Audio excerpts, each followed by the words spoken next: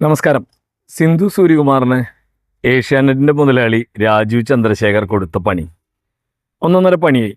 സാധാരണഗതിയിലൊന്നും സിന്ധു സൂര്യകുമാർ BJPക്ക് എതിരെ ഒന്നും തന്നെ പറയാറില്ല. ഈ കഴിഞ്ഞ കവർ സ്റ്റോറിയിലും സിന്ധു സൂര്യകുമാർ ഒന്നും തന്നെ പറഞ്ഞിട്ടില്ല എന്നുള്ളതാണ്. അതും BJPക്ക് അനുകൂലമാണ്. സർവത്ര അനുകൂലമായിട്ടുള്ള വാദഗതികളാണ് ഉന്നയിച്ചിട്ടുള്ളത്. പക്ഷെ അതിൻ്റെ തുടക്കത്തിൽ ഒന്ന് പരത്തി പറയുന്ന കൂട്ടത്തിൽ ഇടതുപക്ഷത്തിന് അനുകൂലമാണെന്ന് തോന്നുന്ന രീതിയിൽ പറഞ്ഞു എന്നുള്ളൂ. ഒരിക്കലും അത് ഇടതുപക്ഷത്തിന് അനുകൂലമല്ല.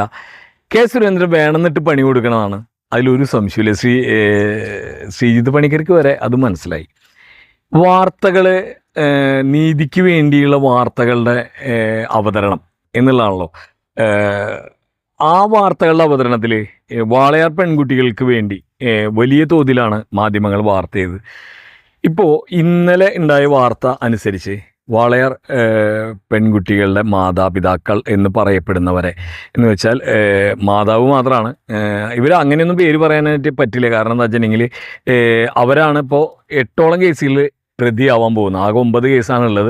അതിൽ 8ഓളം കേസിൽ പ്രതിയാവാൻ പോകുന്നത്. നിഷാദ് മാവില വീട്ടിൽ നിന്ന് നിങ്ങൾക്കറിയാലോ, ഏഷ്യാനെറ്റിലെ. അദ്ദേഹത്തിൻ്റെ ഒരു വീഡിയോ നമുക്ക് കാണാം. അങ്ങനെയാണ് എല്ലാം പെട്ടെന്നങ്ങ് മറക്കും. ഒറ്റമുറി വീടിന്റെ ഉത്തരത്തിൽ തൂക്കിലേറ്റപ്പെട്ട വാളയാറിലെ പെൺകുട്ടികളും നമ്മുടെ ഓർമ്മകളിൽ നിന്ന് മാഞ്ഞു പോവുകയാണ്. പക്ഷേ മറവിയെ മായ്ക്കാനുള്ള മരുന്നാണല്ലോ ഓർമ്മ.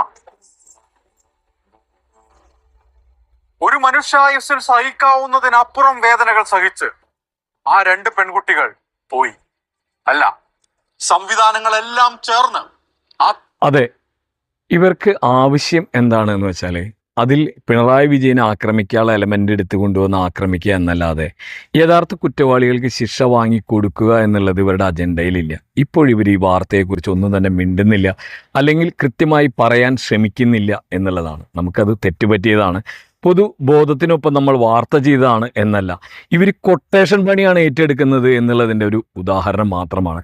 നിഷാദ് മാവിലെ വീട്ടിൽ ഇതുമായി ബന്ധപ്പെട്ട് ഇനി എന്തെങ്കിലും പറയാൻ വരുമോ എന്ന് നമുക്ക് നോക്കാം. സാധാരണഗതിയിലൊക്കെ RSS വലിയ സംഭവമാണ് എന്ന നിലയ്ക്കൊക്കെ നമ്മുടെ അടുത്ത് വാർത്ത ചെയ്യുന്ന പലരെയും കാണാം.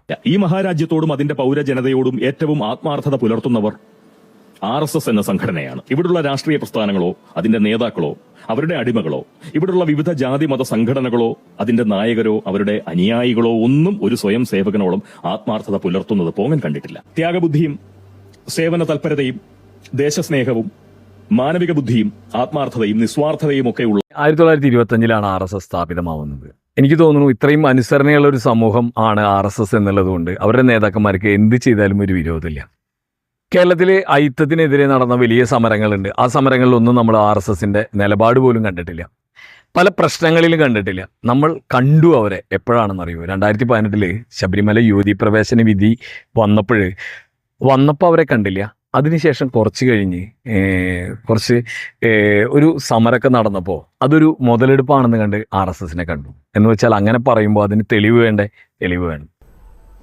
ശബരിമലയിൽ സ്ത്രീകളെ പ്രവേശിപ്പിക്കണോ എന്നത് സംബന്ധിച്ച വലിയ ആലോചനകളും ചർച്ചകളും ഒക്കെ നടക്കുകയാണ്. എന്തായാലും സ്ത്രീകളെ പ്രവേശിപ്പിക്കാനായി വ്രതകാലം 14 ദിവസമായി ചുരുക്കണമെന്ന് RSS അഭിപ്രായപ്പെട്ടിരിക്കുന്നു. ജാതി ചിന്തകൾക്ക് അതീതമായി ശബരിമലയിൽ ദർശനം നടത്താമെന്നിരിക്കെ 10നും 50നും ഇടയിൽ പ്രായമുള്ള സ്ത്രീകളെ വിലക്കുന്നത് നീതീകരിക്കാനാവില്ലെന്നും RSS മുഖപത്രമായ കേസലിൽ പ്രസിദ്ധീകരിച്ച ലേഖനത്തിൽ വ്യക്തമാക്കുന്നു.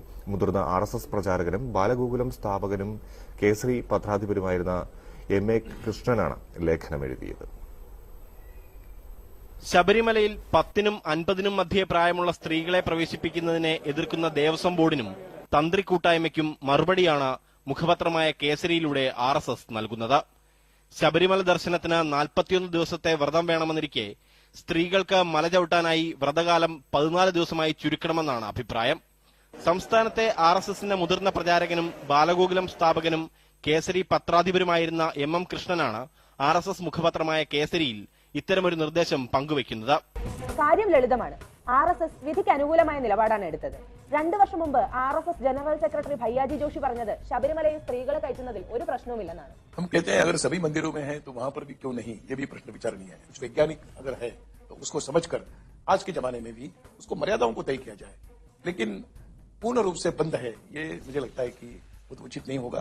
मंदिर संचालन समिति ने इसको स्वीकार करना चाहिए। अदालत के निर्णय को सभी को मानना ही पड़ेगा, उसका हम अपमान नहीं कर सकते। ശബരിമല ഉൾപ്പെടെയുള്ള എല്ലാ ക്ഷേത്രങ്ങളിലും സ്ത്രീകൾക്ക് പ്രവേശിക്കാമെന്നും സ്ത്രീകൾക്കായി വ്രതകാലം 14 ദിവസമാക്കണമെന്നും അയ്യപ്പ ദർശനത്തിൽ നിന്ന് സ്ത്രീകളെ മാത്രമായി മാറ്റി നിർത്തരുതെന്നും തങ്ങളുടെ മുഖപത്രത്തിലൂടെ RSS വ്യക്തമാക്കി.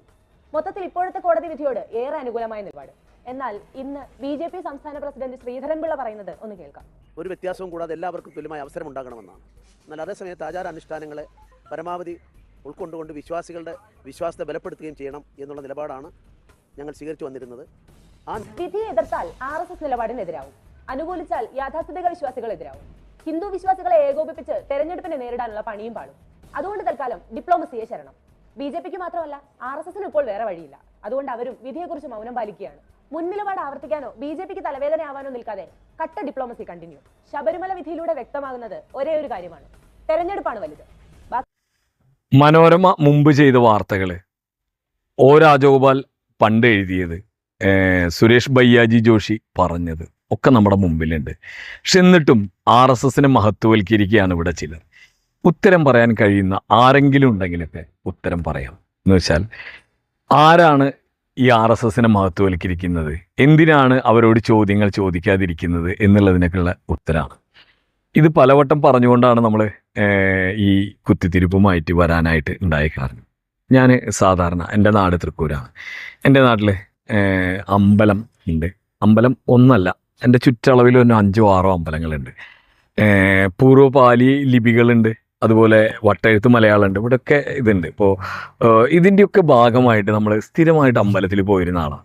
ഇപ്പോൾ നമ്മുടെ അമ്പലത്തിൽ, നമ്മുടെ തൃക്കൂർ മഹാദേവ ക്ഷേത്രത്തിൽ 1961 ആദ്യമായിട്ട് ഒരാൾ അമ്പലത്തിൽ ചോമാരി വിഭാഗത്തിൽ നിന്ന് കയറും. ആദ്യമായിട്ട് മറ്റൊരു ജാതിയിൽ നിന്ന്, ബ്രാഹ്മണ, ക്ഷത്രിയ, വൈശ്യ, ശൂദ്ര എന്ന് പറഞ്ഞാൽ ബ്രാഹ്മണരും ശൂദ്രരും മാത്രമാണ് ഇവിടെ ഉള്ളത്.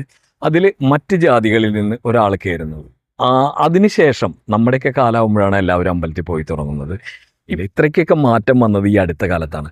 അതിൻ്റെ പിറകിൽ പ്രവർത്തിച്ചവർ നിരവധിയുണ്ട്. ഇവിടെയൊന്നും നമുക്ക് RSSനെ കാണാൻ പറ്റില്ല.